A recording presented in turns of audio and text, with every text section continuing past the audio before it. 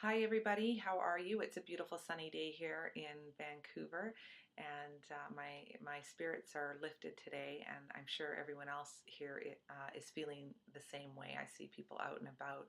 Of course, Vancouverites wearing their shorts already as soon as a glimpse of the sun appears. Welcome to our 52 weeks of transforming lateral violence. Today I'm going to be touching on the whole idea of being able to focus on the issue as opposed to the person.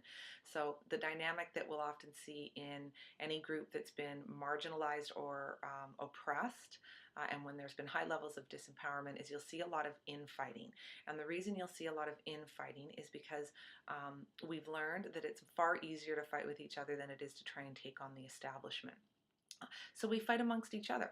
The problem with this is it keeps us stuck in a perpetual cycle of conflict, and it prevents us from moving forward in the way that we actually could. There's a different possibility for us if we are able to work on our relationships and we're able to improve the way that we dialogue together. Then we can actually focus on the real issues and what is trying to happen for us in our organizations and communities on a larger scale. And it requires us to put down the tendency to do what I call a character assassination. We have different characters in our communities and organizations, and if we get caught by what I call somebody's character, then it makes it very, very difficult for us to dialogue effectively about the important things that need to be talked about. It then becomes about who's doing what to whom, and who's good and who's bad and who's right and who's wrong.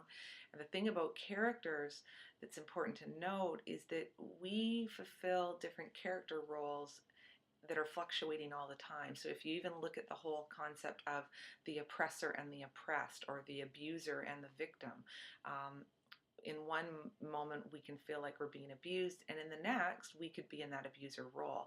So if we make it about those things, without addressing the larger issues that are at play, then we're always just sort of in a cycle of blame criticism.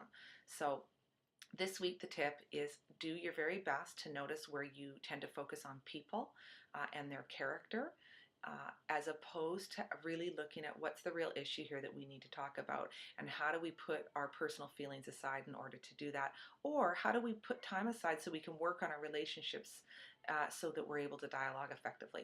So give it a try, have a great week, and we'll talk to you next week. Bye.